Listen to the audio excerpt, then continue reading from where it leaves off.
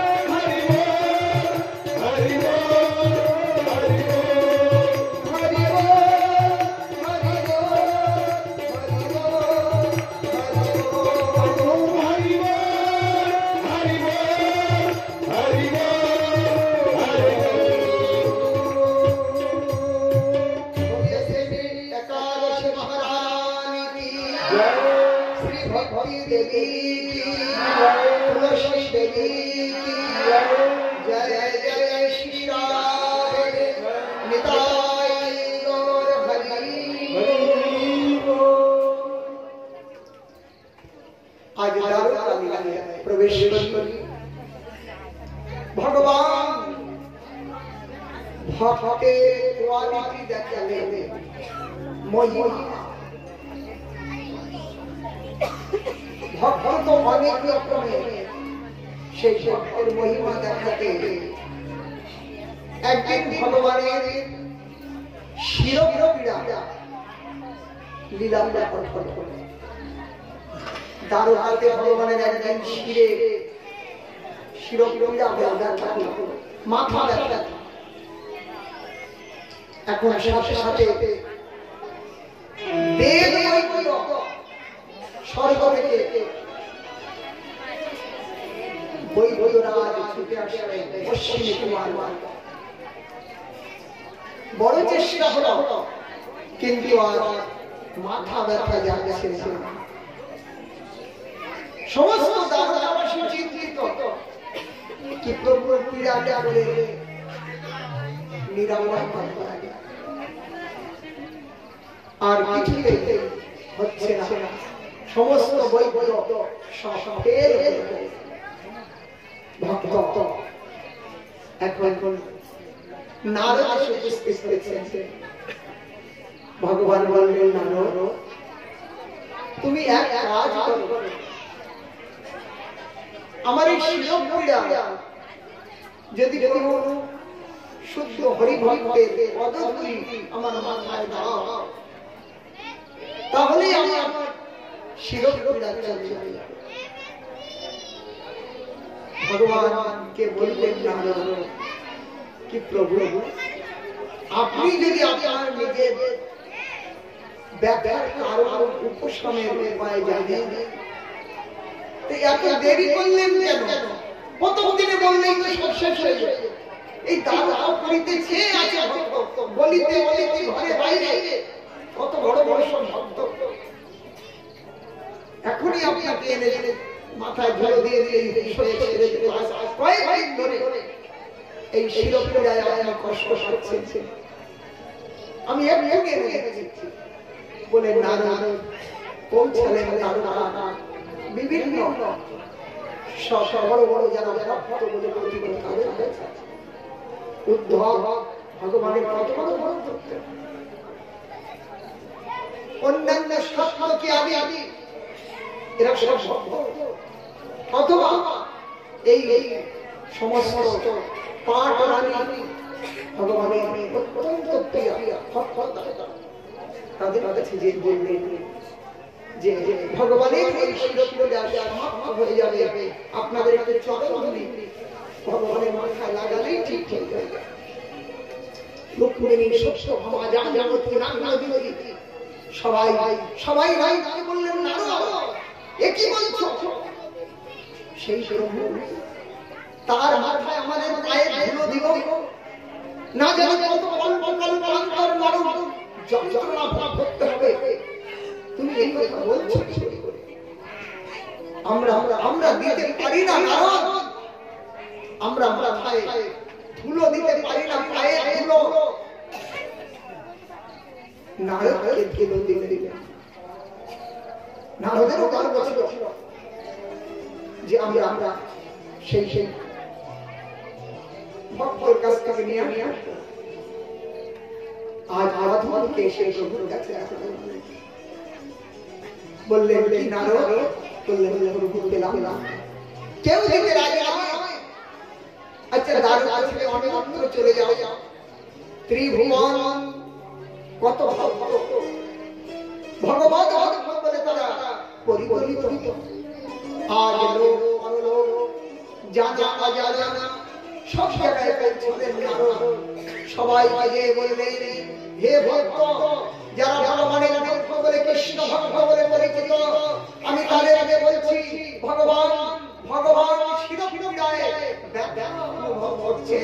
সেই ভগবানের সুখ দিতে তোমরা একটা চরণধূলি দাও, ভগবানের শিরোপীড়া শেষ হয়ে যাবে, ভগবানের সুখ হবে। কিন্তু কেউ দিতে রাজি হলেন না। নারদ ফিরে এলেন, প্রভু সর্বত্র গেছেন, কোথাও পেলাম না, কেউ দিতে। ভগবান বললেন, নারদ বৃন্দাবনে গেছে, বললেন বড় বড় জ্ঞানী মহাজ্ঞানী তাদের কাছে গেলাম, তারা যদি কেউ রাজি হলো না, তাহলে সেই অজ্ঞানী ব্রজবাসী যাদের মধ্যে কোনো জ্ঞান নাই তারা আর কি দিবে? ভগবান বললেন বাদ কেন দেবে সেটাও জেনে নাও, সেই ব্রজবাসী মহিমা জেনে নাও। একদম সেখানে অনেক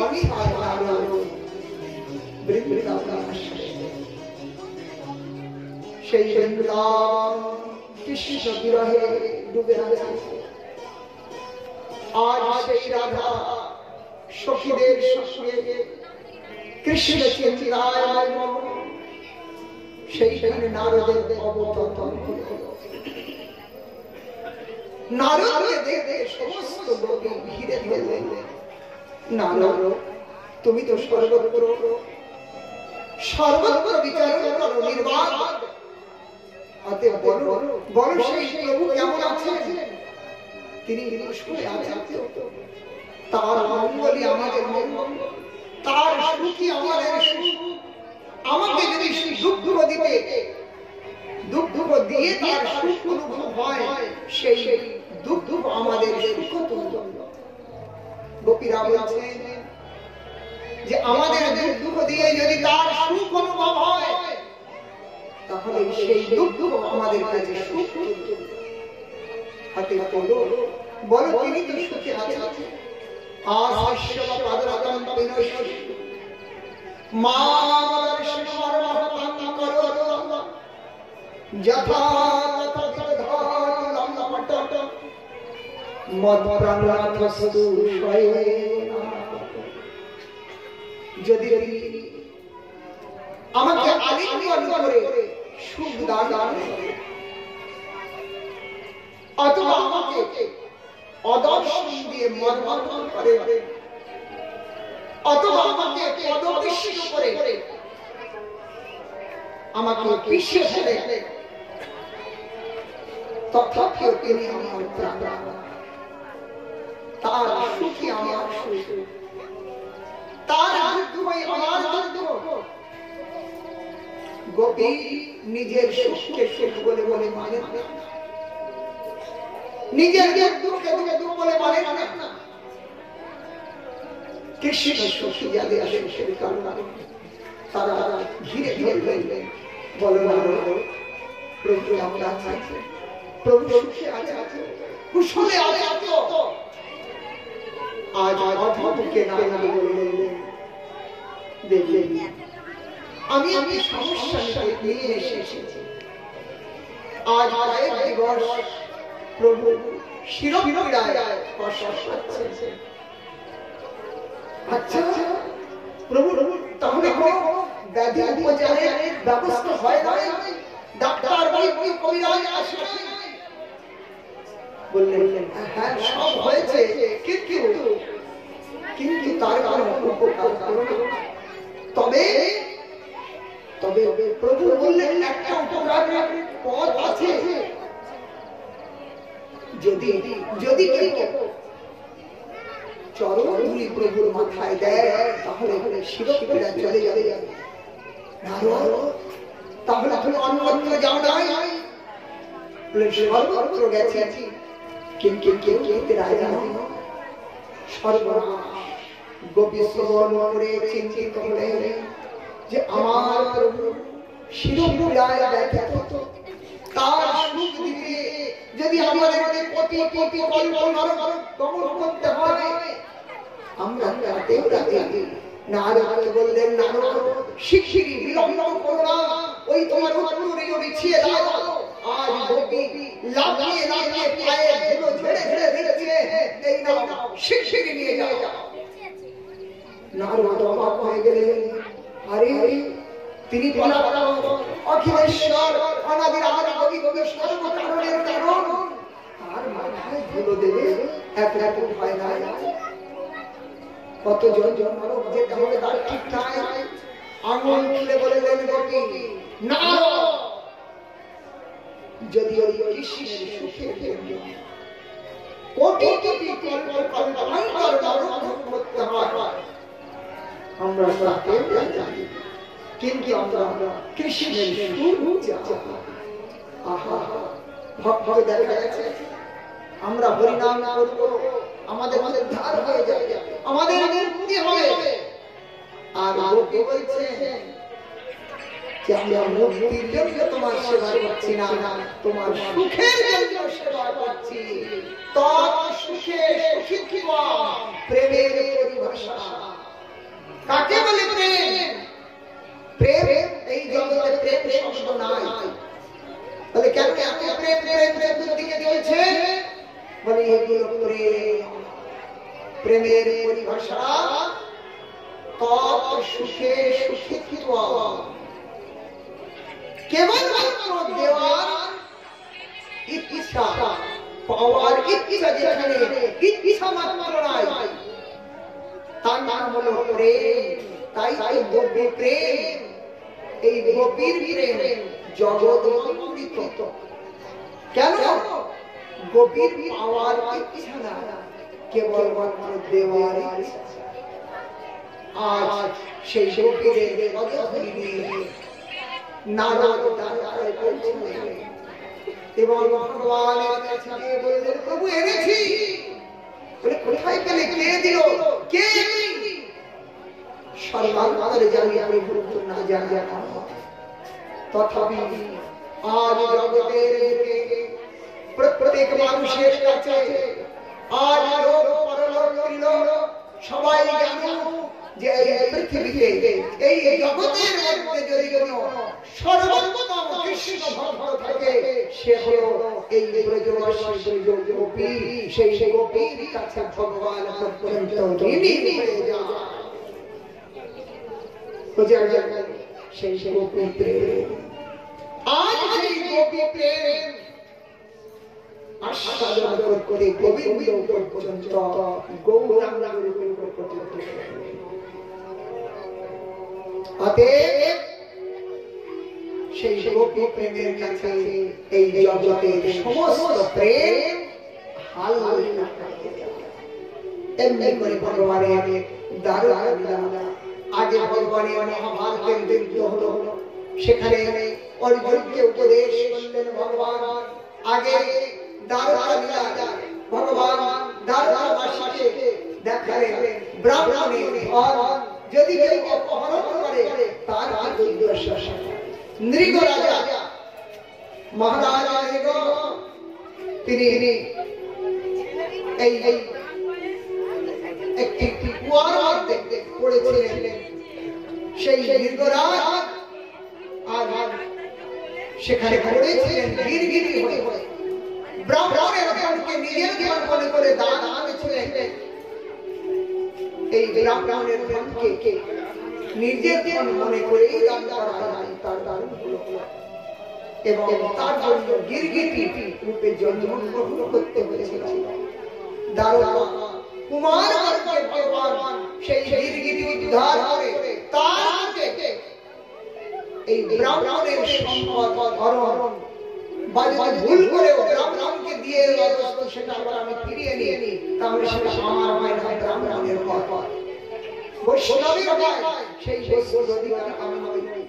আর ভগবান ওই দারোগাবাসীদেরকে জানালেন এবং বললেন, দেখো কদাপি যেন ব্রাহ্মণ বৈষ্ণবের অপমান, এই অপমান ভগবান সহ্য করতে পারে। এমনি করে দারুণ লীলা। এরপরে সুদামা লীলা চলল। ভগবানের সেই দারুণাতে সুদামা বিবাহ করছেন। সুদামা ভগবানের দীনবন্ধু, সেই দীনবন্ধু, দিনের বন্ধু, দীনবন্ধু। আমরা দিন বলতে যারা খেতে পাই না, যাদের মাথার করে চাল নাই, তাদেরকে দিন বলে বলে করি। কিন্তু শাস্ত্রের শাসন ঠাকুর মহাশয়, নরধরম দাস শাস্ত্র মহাশয় আমাদেরকে জানিয়েছে, দিন ভজন করেন না, হরি ভজন যারা করেন না, আরো কোটি লক্ষ যত রকম আছে সব রকমের প্রতি হলেও যারা হরি ভজন করেন না, এই জগতে তারা দীন দরিদ্র কৃপণ জানবে। সকল ভুবন মধ্যে নির্ধনস্থ বিধন্না, যে হৃদয়ে হরে ভক্তি রেখা, হরি রঙ্গ লোক সর্বথা বিহায়, প্রবেশ হৃদি কৃষ্ণ ভক্তি সূত্র প্রণাম। তিনি এই জগতে দরিদ্র, যিনি হরি ভজন করেন। নরনারায়ণ শাসন করলেন, অভিমানী ভক্তিহীন জগমাঝে সেই ভগবান ভক্তিহীন আর জড় বস্তুতে অভিমানী, সেই ব্যক্তি দরিদ্র বলে জানা যায়। শাস্ত্র বললেন মা দ্রাক্ষী, ওই রকম দেখবেন মুখ দেখবেন না, মুখ দেখতে রানী মা দ্রাক্ষী, মুখ দেখতে বললেন কেন? এটি দুধ জল। বললেন কি করে বুঝলেন দুধ জল? মা দ্রাক্ষী ভক্তি হীনস্য জনা, এ ভগবত ভক্তিহীন এদের মুখ দেখতে না। বিশ্ব ভক্তি জানে এই জগতে তাকে বেঁচে থাকতে পারে। জীবিত বিষ্ণু ভক্তস্য বড় দিনাই নত সহস্র কল্পানি ভক্তিহীনস্য কেশব। পাঁচ দিনও যদি কেউ জগতে বেঁচে থাকেন বিষ্ণু ভক্ত হয়ে, তাহলে জগতের কল্যাণ আপনার। আর সহস্র সহস্র বছর যদি ভক্তিহীন হয়ে বাঁচেন, তাহলে জগতের বোঝা আপনি। সেই জন্য তারা দীন দরিদ্র কৃপণ ব্যক্তি। অতএব আজ যে দরিদ্র দীনবন্ধু, ওই রকম দীন নয়। দীন মানে যার ভাব দৈন্যযুক্ত, দিনের অধিক দয়া করেন ভগবান। কুলীন ব্রাহ্মণ পণ্ডিত বড় দিনের অধিক দয়া করেন ভগবান।